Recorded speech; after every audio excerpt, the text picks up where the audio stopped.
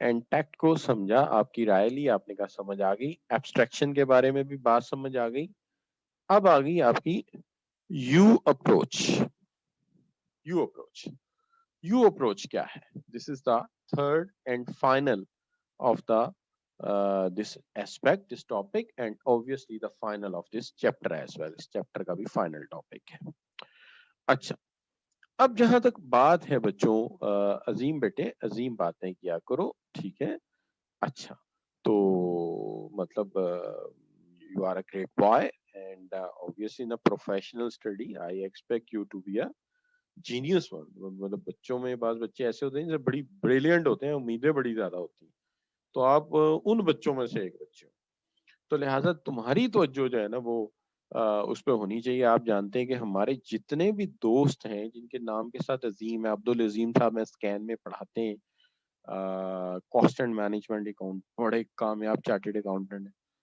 اچھا, اسی طرح ہمارے ایک اور دوست ہیں, وہ بیٹی والا اکیڈمی کراچی میں پڑھاتے ہیں, ان کا نام کے ساتھ بھی عظیم ہے, وہ بھی چارٹرڈ اکاؤنٹنٹ ہے.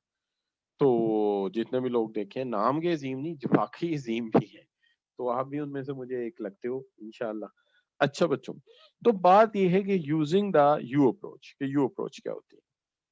اب بات یہ ہے بچوں کہ جو یو اپروچ ہے اس کے اندر آپ جانتے ہیں کہ کبھی بھی اپنے آپ کو اہمیت نہیں دینی, دوسرے کو کہنا ہے یا ریڈر کو کہنا ہے کہ بھائی تیرے لیے سب کچھ ہے, میرے لیے کچھ نہیں. یا وہ کہتے ہیں نا بگ یو لٹل می, اپنے لیے تھوڑا ہے بٹ تمہارے لیے زیادہ ہے. تو جب بھی ریڈر پڑھے تو اسے یہ احساس ہو کہ جو میسج لکھا گیا ہے وہ پرٹیکولرلی اس کے لیے لکھا گیا ہے, یعنی اسپیسیفک ہے اس کے لیے. یعنی میں ایک لیٹر لکھوں اور وہ لیٹر میں 150 یا 150 کمپنیز کو بھیج دوں, تو انہیں بڑی جلدی احساس ہو جائے گا کہ ایک کامن میسج لکھا, مبشر نے سب کو سینڈ کر دیا.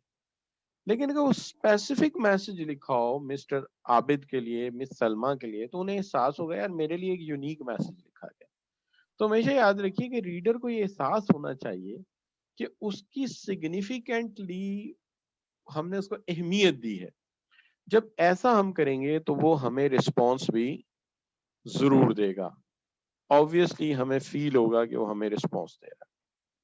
تو لہذا اوپینین دینا, that's very important. Similarly getting reader to do something, کہ ریڈر سے کہا جائے کہ وہ کچھ کرے, تو اس کے لیے ضروری ہے کہ ہم اس کے لیے ایک یو اپروچ اڈاپٹ کریں تاکہ اسے احساس ہو کہ it is all about you, یہ سب کچھ تمہارے لیے ہے, ہمیں اس سے وہ فائدہ نہیں جو تم سوچ رہے ہو.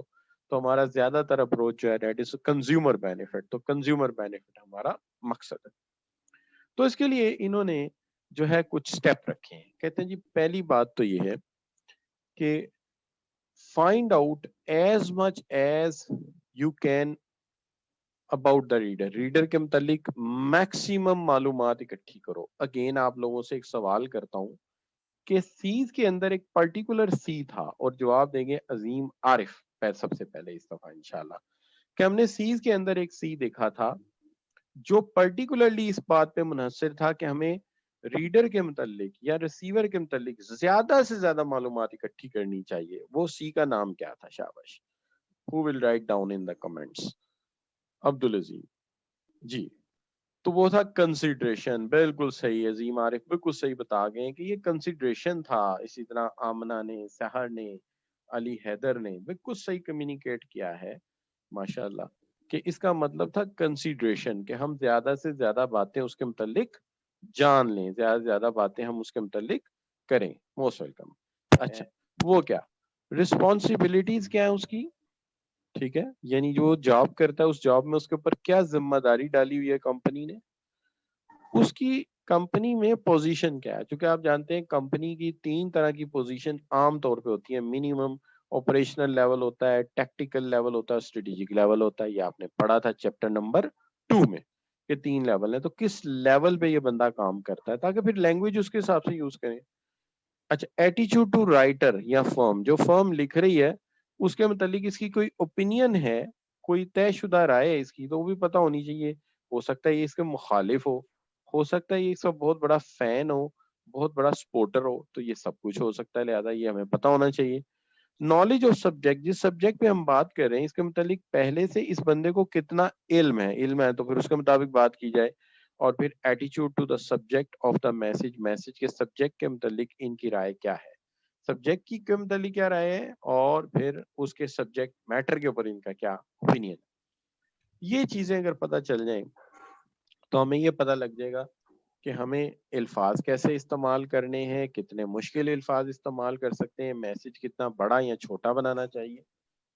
تو یہ ساری باتیں ہمیں پتہ چل جائیں. اس کے علاوہ اگر ریڈر کے ذہن میں کوئی خاص وری ہے، جیسے ہم نے پچھلے چیپٹر میں پڑھا تھا کہ اس کے ساتھ کوئی فراڈ ہو گیا ہے، اس کے ساتھ کوئی مس ہیپ ہو گیا ہے، یا اس کو کوئی ٹینشن ہے ہیلتھ اینڈ سیفٹی ایشو کی، تو وہ وریز کیا ہے تاکہ اس وریز کو ہم ریزالو کر سکیں. وہ ریزالو کر دی تو مسئلہ حل ہو جائے گا. تیسری چیز یہ visualise having a conversation with reader. بعض اوقات ایسا ہوتا ہے ہم کچھ لکھنے بیٹھے سمجھ ہی نہیں آتی کیا لکھیں.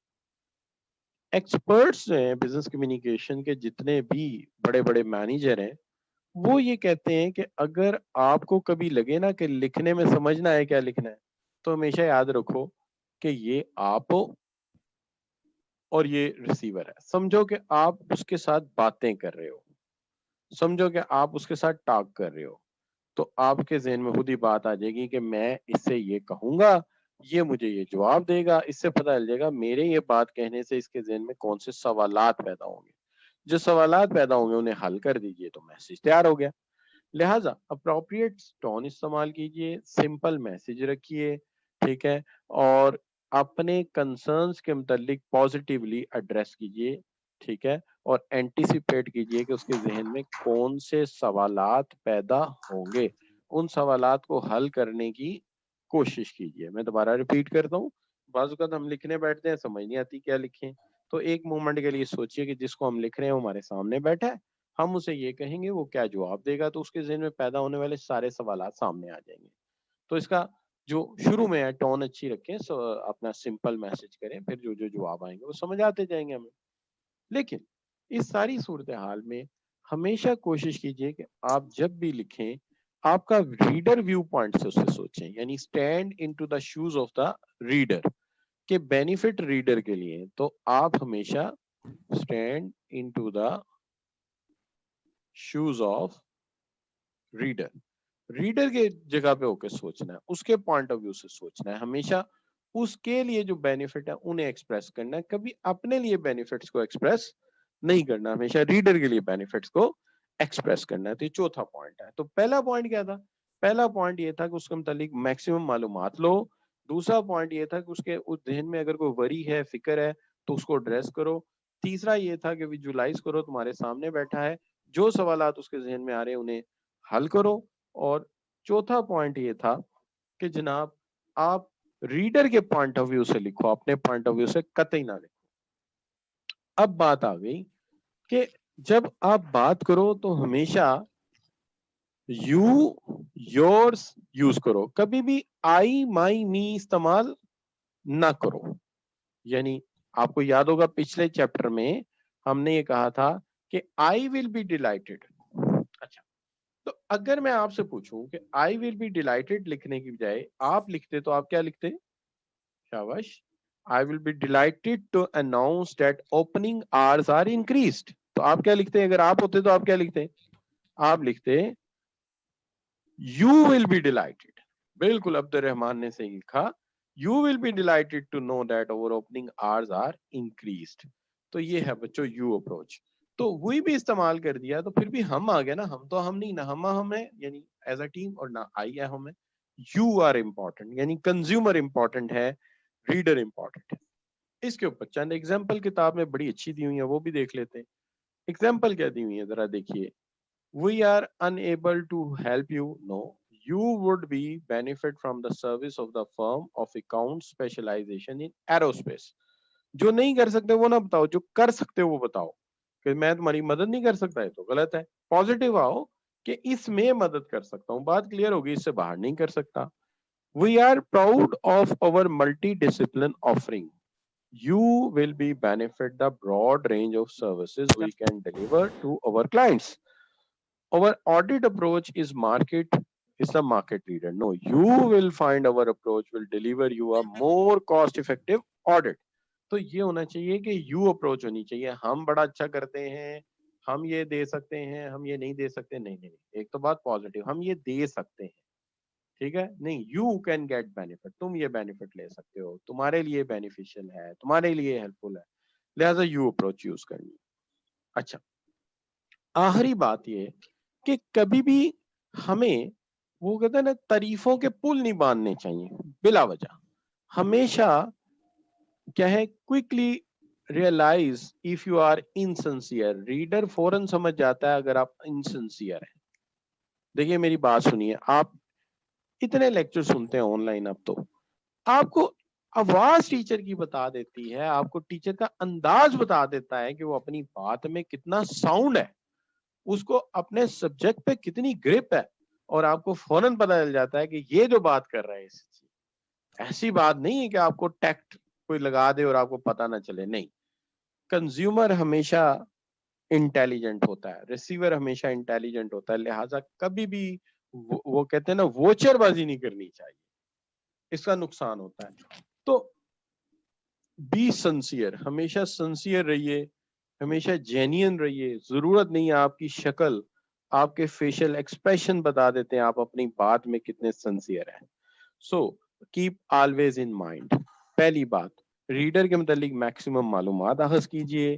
दूसरी बात, उसके जहन में जो फिक्र फाका है या कोई टेंशन है उसे रियलाइज कीजिए और विजुअलाइज कीजिए कि आप उसके साथ कन्वर्सेशन कर रहे हैं, बात कर रहे हैं. हमेशा जब भी मैसेज लिखें तो उसके पॉइंट ऑफ व्यू से लिखें. और आखिरी बात यह है कि हमेशा यू अप्रोच इस्तेमाल करें और हमेशा जेन्युइन रहें अपनी बात में. कभी भी आप जो है वो वोचरबाजी ना करें, ओवर एग्जैजुरेट ना करें, इसकी कोई जरूरत नहीं होती. Keep in mind. तो बच्चों यहाँ आके मैं ये कह